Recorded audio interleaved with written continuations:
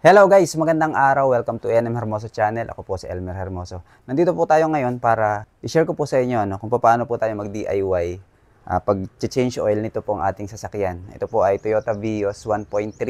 At ngayon po ay i-share ko lang sa inyo. Hindi ko naman sinasabing ito yung tama kasi syempre hindi naman po ako mekaniko. Mahilig lang po talaga ako mag-DIY. So i-share ko po sa inyo kung paano ko po siya ginagawa. Kakailanganin ko po ang jack para po makasuot ako sa ilalim kasi medyo mababa po ng kaunti yung ating sasakyan. Para hindi po tayo mahirapan. So, kailangan din po natin ng langis. Siyempre, kailangan din natin ng oil filter. So, tara na po. Umpisahan na po natin. Pero kung bago ka lang po dito sa aking channel, mga kaibigan, please po huwag po kalimutan mag-subscribe at pakiclick ang notification bell para updated ka sa na-upload kong videos, mga DIY tutorial, pati po mga product review na ina-upload ko po dito sa aking YouTube channel. Tara na po. So yun guys, mas okay na gumagamit tayo ng jack stand kapag po may gagawin tayo sa ilalim ng sasakyan kasi hindi natin masabi yung mga ganito, mga floor jack. Siyempre, ito po, oil lang po kasi ang nagpapagana dito baka biglang magloko, baka mabagsakan po tayo ng sasakyan. So, mas okay gumagamit tayo ng jack stand. So yun guys, after nga natin maglagay ng jack, buksan muna natin to.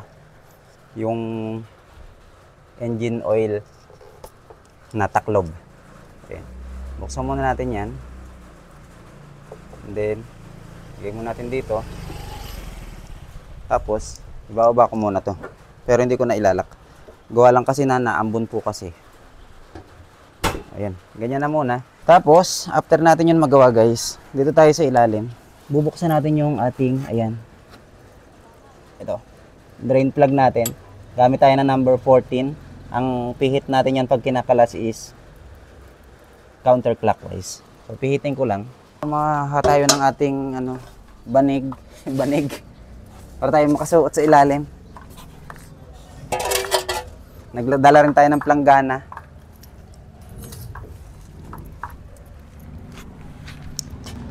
Pihitin lang natin to counterclockwise guys.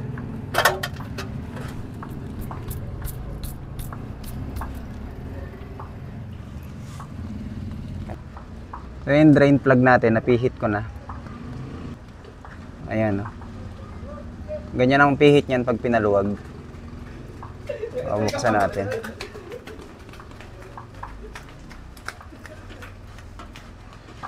Okay, ayan, tumapo na. Hintayin lang natin siya ma-drain. Ayan.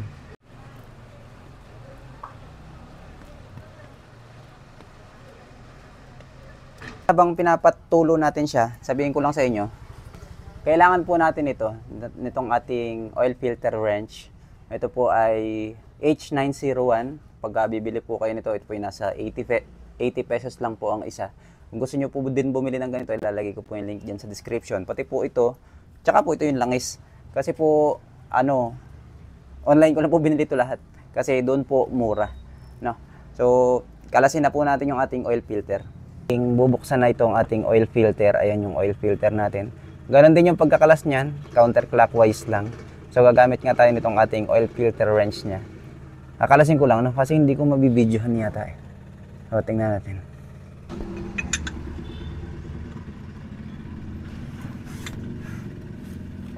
Ayun. Napaluwag na natin, pwede na natin siyang kamayin ngayon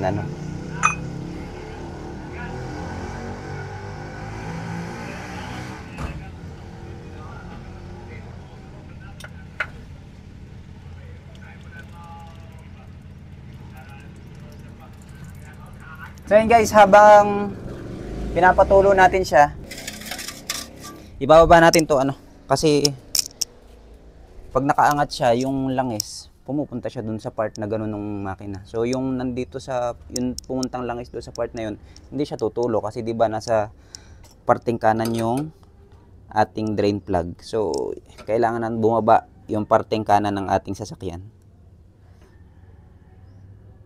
para maubos natin yung lahat na langis na luma.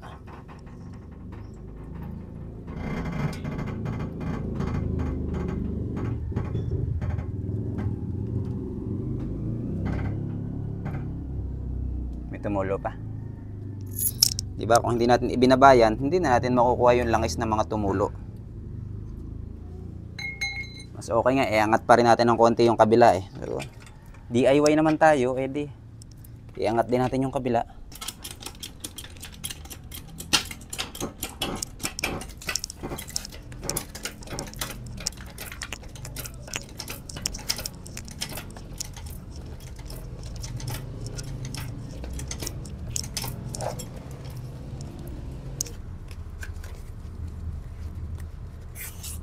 Meron tayong 4 liters dito na langis, ano. Dito naman sa langis, kung ano po ang gusto nyo gamitin sa inyo, ano. Siyempre, mayroon naman kayo sarili-sariling mekaniko. Kung ano po ang nire-recommenda nila, edi yun po yung gamitin nyo. Itong filter natin, kailangan natin pahiran ng langis to. Dapat basa po yan. Ayan. Habang pinapatulo natin yun, lagyan natin langis to.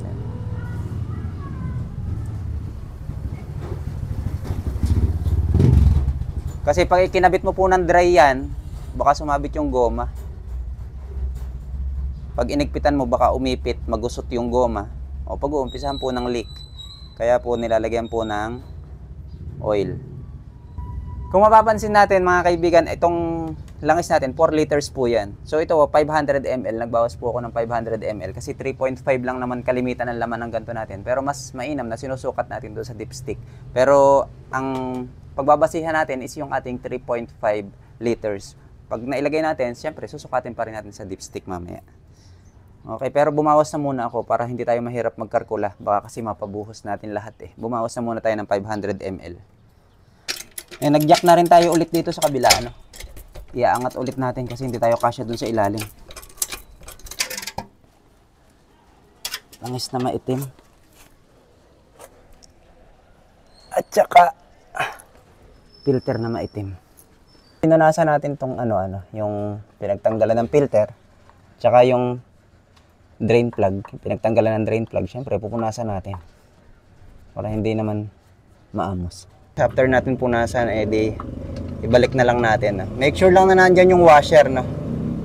Ayan.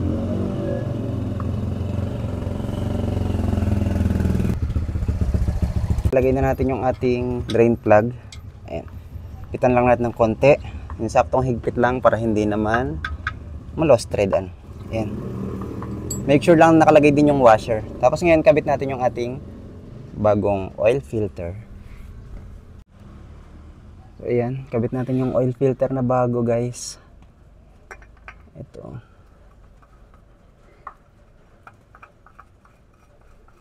Pagkakabit naman ito ay kamay lang. Lakas lang ng kamay, hindi na kailangan gamitan ng tools. Para makarkula mo kasi pag sobrang higpit naman yan.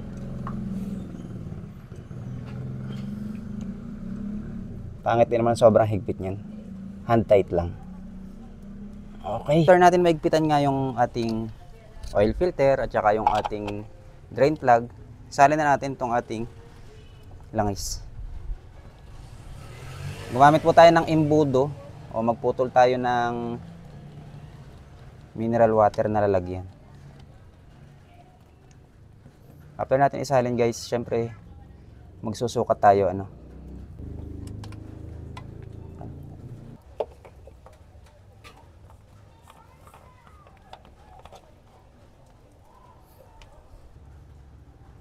So yan, after nga natin gawin yun mga kaibigan, start natin yung sasakyan, ano. Tapos pagkapatay natin ulit ng sasakyan, saka tayo magsusukat. O bukas ng umaga, sukatin natin ulit kapag hindi na nakakalat yung langis kung sakto dun sa dipstick natin. So hanggang dito na lang mga kaibigan, sana nakatulong itong aking munting tutorial. Hanggang dito na lang po. Please don't forget to like and subscribe. Bye bye po!